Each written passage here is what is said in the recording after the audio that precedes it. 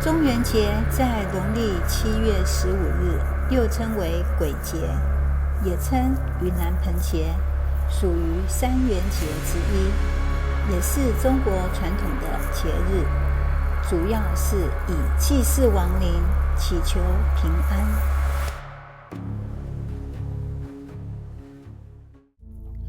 中元节源于道教的信仰体系，与道教的三官大帝有直接的关系。三官大帝分别为天官、地官和水官，负责天地水三界的管理。地官是三官大帝之一，在道教信仰中，特别是在中元节这一天，地官大帝主要职责之一是赦免罪过，特别是凡人的罪过。在地官的赦免下，凡人可以减少因为自己的罪过而招致的灾难和不幸。地官大帝会根据个人的行为善恶来决定是否赦免其罪过，使其减少业报。在中元节期间，地官大帝会赦免亡魂的罪过，让其能够暂时脱离地狱的痛苦。地官大帝被认为可以施于人们福祉，并且信徒可以通过祈祷地官来祈求各种福报。信徒通过祭拜地官大帝，祈求他施予健康、平安、财富和顺遂的生活。地官大帝也被认为能够保佑家庭和谐，防止灾难临头。地官大帝负责管理地界，掌管大地的一切，确保土地肥沃，作物丰收。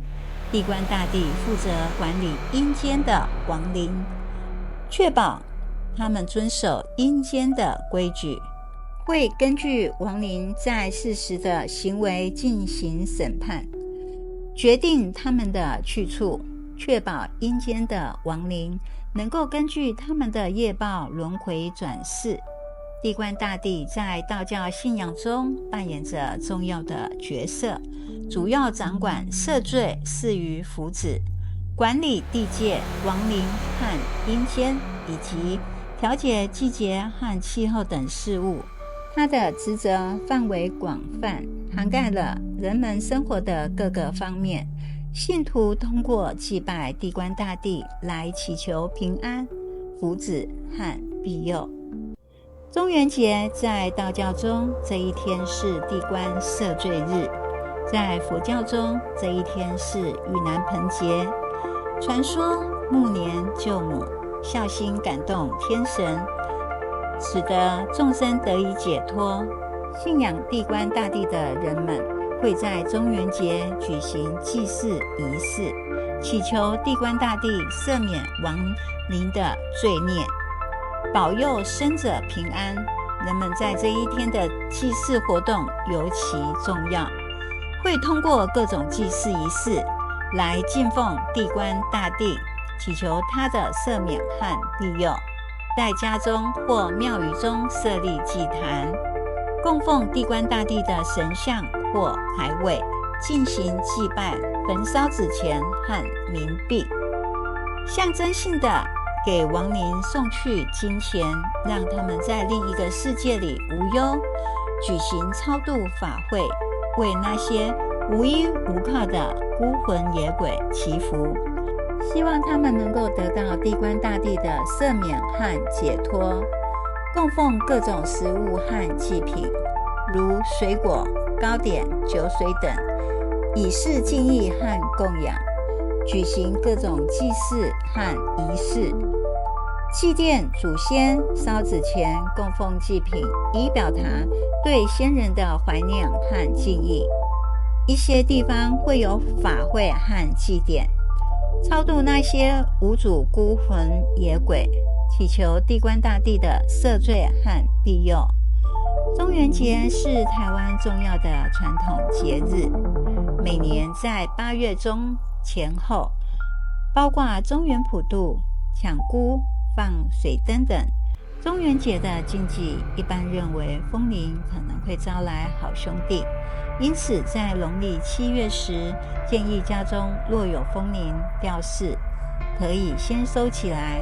中元普渡这天，所有无主的鬼魂都会在人间游荡，所以说话要特别小心，避免随意脱口而出鬼字，不要晚归戏水，行事都要格外小心，避免搬家、交易、结婚等。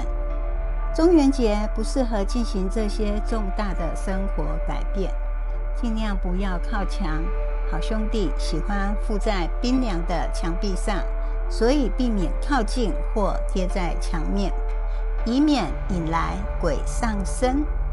中元普渡最重要的就是让好兄弟吃饱，祭拜时千万不能偷吃禁品，特别要注意家中有小朋友的情况。睡觉时鞋头不要朝床，好兄弟会看鞋头的方向来判断生人的位置，以避免引来同眠共枕。特别注意衣服不要晾过夜，因为衣服跟人影相似，容易招来好兄弟。希望这些禁忌小常识能帮助您在中元节期间避免冒犯，让祭拜仪式顺利进行，也让好兄弟们安心领受您的诚意。中元普渡不仅是对祖先和亡灵的缅怀，也是通过宗教仪式净化自身，祈求他们得安息。在佛教中，中元节也是盂兰盆节，人们会准备丰盛的盂兰盆供，祭祀亡灵，会在中元节这一天扫墓，祭拜祖先，以表达孝道和怀念。虽然现在社会中许多人不再严格遵循传统的宗教仪式，但中元节仍然是一个重要的文化节日。它提醒人们要怀念先人，尊重历史，同时也通过祭祀和祈福活动，寄托对未来平安和幸福的期盼。关于中元节与地官的传说故事有很多，充满了神秘色彩和人文情怀。传说故事：目连救母的传说。目连又称目犍连，是释迦牟尼佛的弟子之一，以神通广大，神名远播。他的母亲因为在世时作恶多端，死后坠入地狱受苦。目连发现母亲在地狱中受尽煎熬，非常悲痛，于是用神通力送食物给他，但食物一旦到他手中就化为火焰，无法进食。目连向佛陀求助，佛陀告诉他，必须在7月15日这一天集合众生，广设盂兰盆供，才能解救他的母亲。目连按照佛陀的指示，成功地超度了母亲，并使其他地狱中的众生也得到解脱。从此，每年的7月15日，佛教徒会举行盂兰盆供，纪念目连救母的孝行，并为逝者超度。地官赦罪的传说。传说有一个叫李福的人，一生行善积德，但因为一次误会，背上了重大的罪名。李福死后，魂魄被押到阴间，面临严厉的审判。他被判处在地狱中受苦。尽管他在阳世积德行善，但因一次误会，使他的善行未能被充分认可。在中元节这一天，地官大帝巡视地狱，发现李福并非真正有罪。地官大帝决定亲自审理此案，发现了真相后，立刻赦免了李福的罪孽，并令他转世为人，继续积德行善。李福转世后继续行善积德，最终得以成仙。放河灯的传说。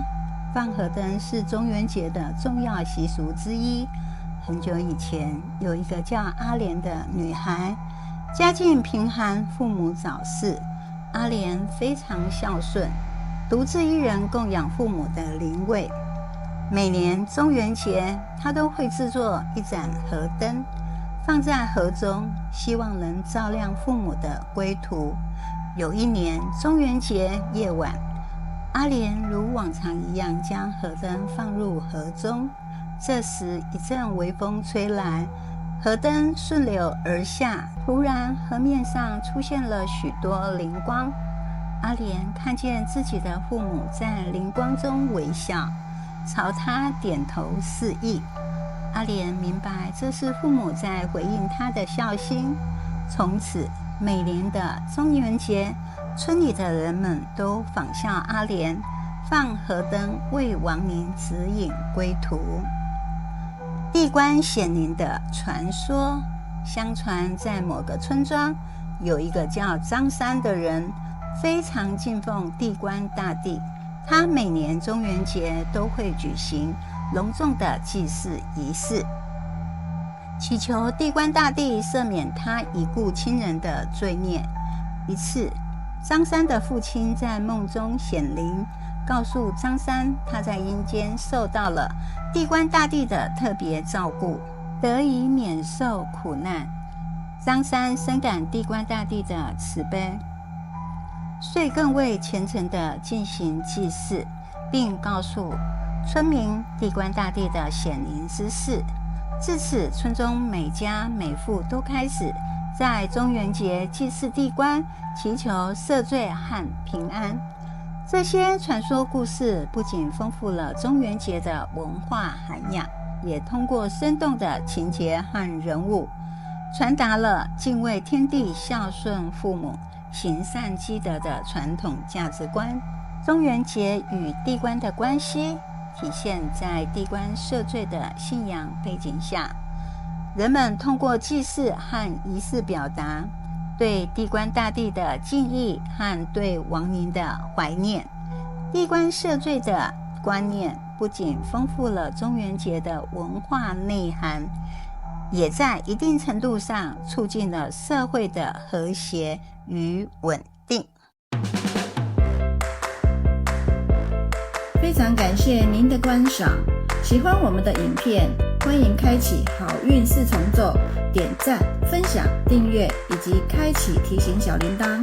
感谢您的观赏，我们下次再见。